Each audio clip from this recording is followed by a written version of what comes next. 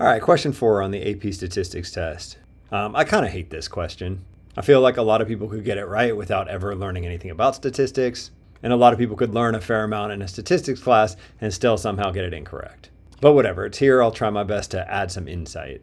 So the main thing that's going on in this problem, the important thing from my perspective, comes from this word right here, this word all.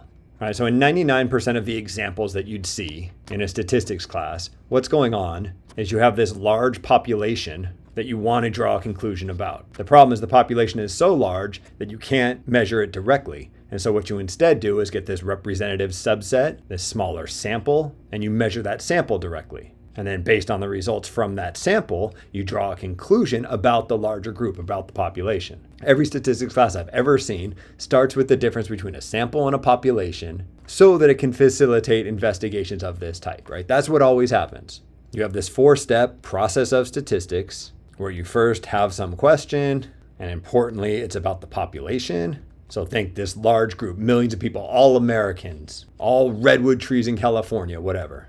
And what you eventually want to do is draw a conclusion. And again, importantly, that conclusion is supposed to be about this population. However, because of the size of the population, it's hard to go from 1 to 4. So what you instead do is you collect some data, and importantly, this data comes from the sample. So think, 50 randomly chosen redwood trees in California. And then you analyze that data. So maybe make a histogram or something like that, a confidence interval, whatever. It's the sample data that you're analyzing. And then based on that analysis, you draw your conclusion about the population.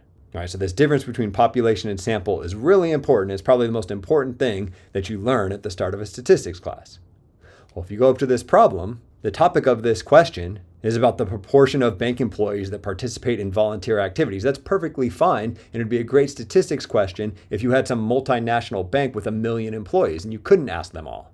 But in this case, it's some small bank that only has 60 employees. So because you're serving all of the employees, you're not going through this normal 4-step process of statistics. That's what answer E is saying. The bank does not need to use an inference procedure. In other words, drawing a conclusion about the population from the sample's data. They don't need to do that because the survey was a census of all of their employees. The answer to this question is E.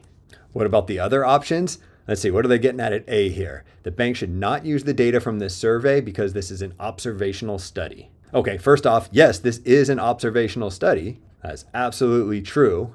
When we think about statistical studies, they typically come in 2 different flavors. Either they're observational or they're experimental. So the difference between these two, here you're just recording what's already happening, whereas an experiment, you're imposing a condition upon the subjects. So think over here, you're asking what people ate for breakfast. Maybe the morning of a big test.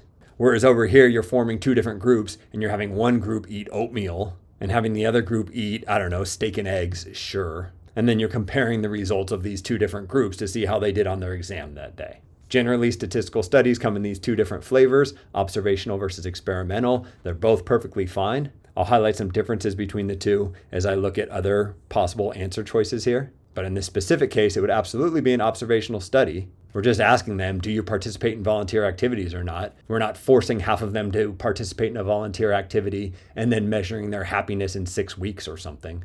However, the fact that it's an observational study absolutely does not mean that the bank can't use the data. So this part right here is false. This is not the answer. What's going on in B? The key word for B is this word causes right here. This is a very important word, even though it didn't end up being the right answer in this case. And what the test makers were going for here is the difference between observational and experimental studies. Probably the main difference from a testing point of view is that in an experiment, you can infer causation. Whereas in an observational study, you only get correlation.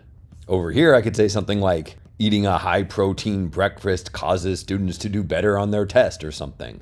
Whereas over here, I could only say something like a healthy breakfast is correlated with higher test scores.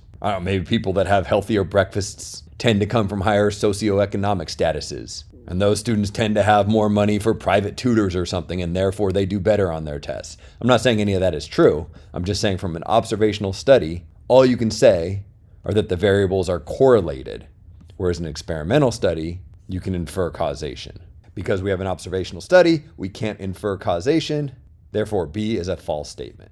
C is a little bit more interesting. The bank did not select a random sample of employees. Okay, I guess technically that's true. I mean, yeah, it wasn't random since they asked everybody, but I'd argue it wasn't even a sample because they're looking at every employee. So the survey will not provide the bank with useful information. Okay, that's false, but be careful here. Generally, if your sample is not selected at random, you cannot use the results to draw a conclusion about the population. So down here in our process of statistics, the data that you collect in step 2 must be what's called a representative subset. So think chosen at random. That has to happen in step 2. Otherwise, we can't do this inference procedure. We can't use the results of our analysis from step 3 to draw a conclusion in step 4. If the sample doesn't represent the population, then your analysis of the sample isn't going to help you answer a question about the population. So this is a really tricky sentence here. I could see people thinking that this is a true statement. Generally, if your sample isn't random, then you can't draw conclusions about the population, but that's not happening here. We're not drawing conclusions about the population because, again, we're surveying all of the employees. Maybe what makes this false is this word "so" right here. Finally, D. The bank would have to use the survey data to construct a confidence interval in order to estimate the proportion of employees who participate in volunteer activities. Okay, again, this is false, but I think this is tricky. Generally speaking, in this process of statistics, one of the methods by which you'd analyze the sample data so that you could draw a conclusion about the population, one possible inference procedure would be a confidence interval. So generally speaking, constructing a confidence interval from the sample data to estimate the proportion of the population that participate in these volunteer activities is exactly what you would do in the process of statistics. However, again, in this case, there is no sample data because we survey all of the employees, so you can't construct a confidence interval. A confidence interval is just an estimate for the proportion of all the employees that participate in volunteer activities. You don't need to estimate it. You asked all 60 of them already. D is also false. E is the correct answer to this question. Ugh, so glad I'm done with this.